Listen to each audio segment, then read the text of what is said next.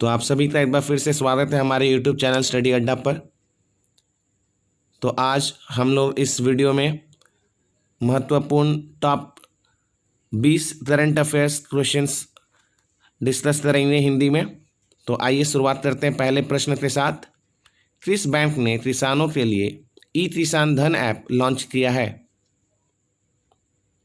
तो यह HDFC bank द्वारा लॉन्च किया गया है। राइट आंसर है ऑप्शन सी, HDFC बैंक, जिसका मुख्यालय मुंबई में स्थित है। अगला प्रश्न, संयुक्त राष्ट्र और अन्य अंतर्राष्ट्रीय संगठनों के लिए अगले भारतीय दूत के रूप में किसे नियुक्त किया गया है? तो इसका सही जवाब है इंद्रमणि पांडे, ऑप्शन बी इंद्रमणि पांडे। शशांक मनोहर ने हाल ही में ICC अध्यक्ष के रूप में पद छोड़ दिया और उनकी जगह फिलहाल में इमरान ख्वाजा को अंतरिम अध्यक्ष बनाया गया है।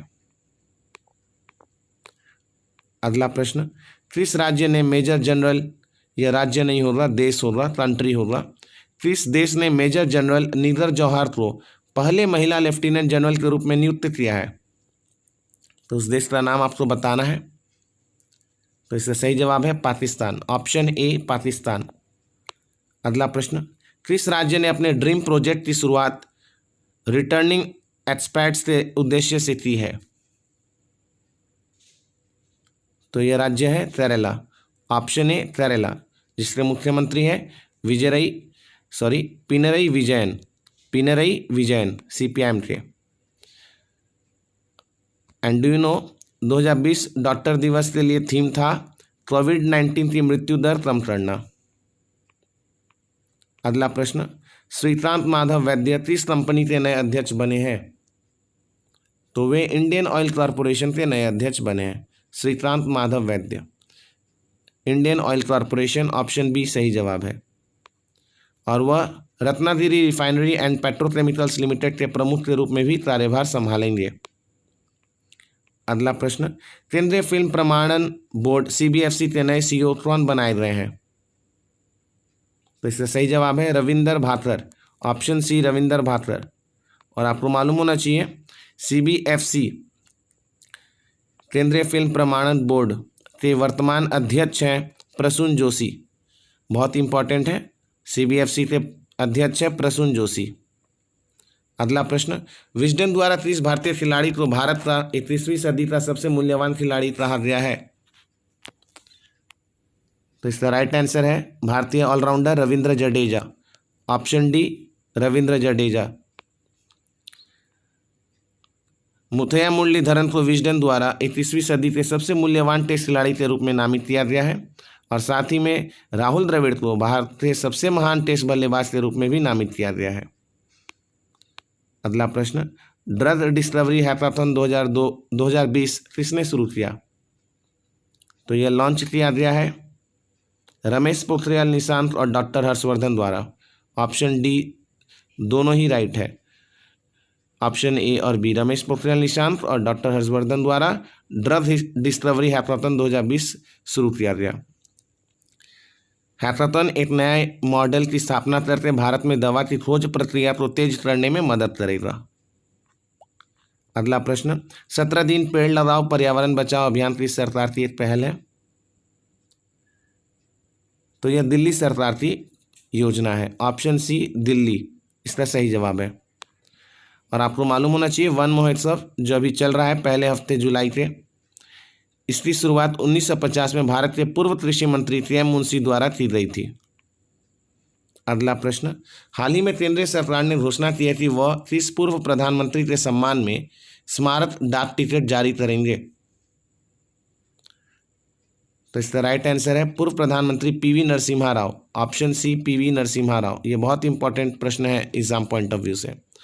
और PV नरसिम्हा राव जी को लोकप्रिय रूप से भारतीय आर्थिक सुधार के जनक के रूप में भी जाना जाता है, father of Indian economic reforms, PV Narasimha Rao, जिनका हाल ही में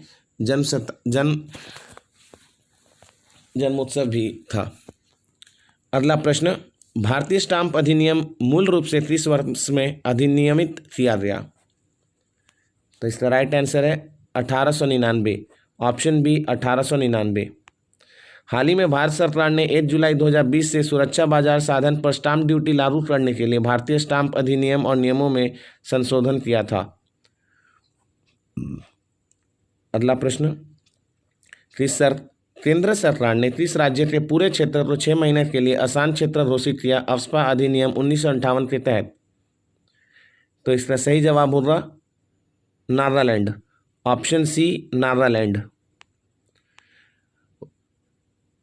एंड डू यू नो, विश्व व्यापार संगठन समझौता निकाय ने भारत के खिलाफ आईसीटी सूचना और संचार प्रौद्योगिकी पर आयात शुल्क के बारे में यूरोपीय संघ की शिकायत के आधार पर पैनल की स्थापना की है।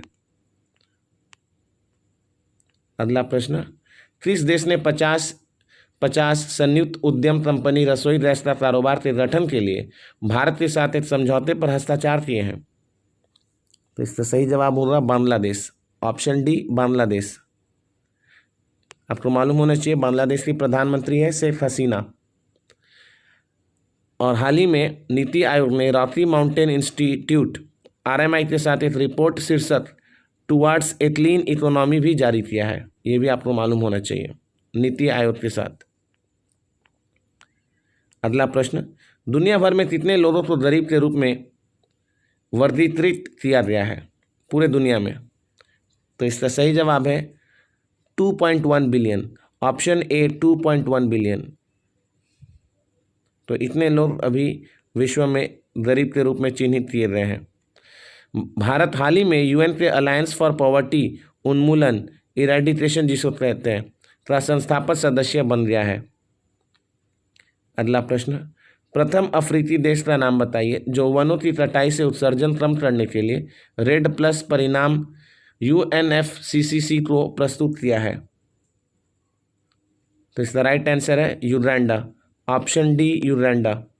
और United Nations framework convention on climate change, यह UNFCCC का फुल फॉर्म है और इसका मुख्यालय जर्मनी के बॉन में स्थित है। अगला प्रश्न, कौन सा बैंक उत्पादों के विपणन के लिए MSMEs द्वारा निर्मित भारत क्राफ्ट नाम से एक ई-कॉमर्स पोर्टल स्थापित कर रहा है? तो यह बहुत ही अच्छा पहल है और यह भारतीय स्टेट बैंक द्वारा किया जा रहा है। Option A state bank of India, भारतीय स्टेट बैंक इसका राइट आंसर है, जिसका मुख्यालय भी मुंबई में स्थित है। अगला प्रश्न, एशिया प्रशांत आर्थिक सहयोग APEC 2021 शिखर सम्मेलन की मेजबानी कौन सा देश कर रहा है? तो इसका राइट आंसर होगा न्यूजीलैंड, ऑप्शन सी न्यूजीलैंड। अगला प्रश्न, हिंद महासागर में समझ को बढ़ावा देने के लिए भारत के साथ मलक्का जलडमरू मध्य में पैसेज नौसेना अभ्यास में किस देश ने भाग लिया? तो इसमें जापान ने भाग लिया है भारत के साथ। राइट आंसर होगा ऑप्शन ए जापान। तो ये बहुत ही इंपॉर्टेंट क्वेश्चन है एग्जाम पॉइंट ऑफ व्यू से भी। अगला प्रश्न, भारतीय लोकतंत्र का कोर्स कुछ बिखरी बिखरी ध्वनियाँ पुस्तक के लेखक कौन है? तो इसका सही जवाब होगा प्रियमवद, ऑप्शन ए प्रियमवद। और आज का लास्ट प्रश्न, आखिरी प्रश्न है, मिसिसिपी जो हाल ही में खबरों में है किस देश का घटक राज्य है? तो आपको बताना है ये मिसिसिपी कौन से देश में है। तो इसका सही जवाब होगा America, option C United States of America में मिसिसिपी राज्य है। तो आज के लिए इतना ही, धन्यवाद।